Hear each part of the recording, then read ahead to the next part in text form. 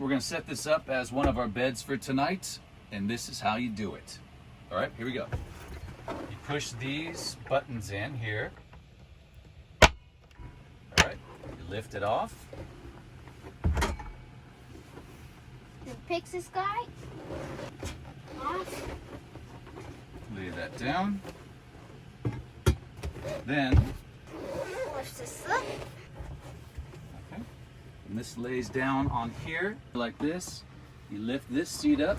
It's attached with Velcro. It lays down on there like that. Then you pull these back rests off, which are also attached with Velcro.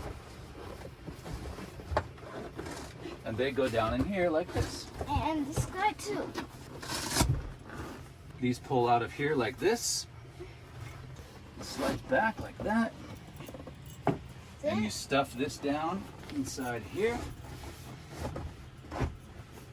Then There finish. you have it.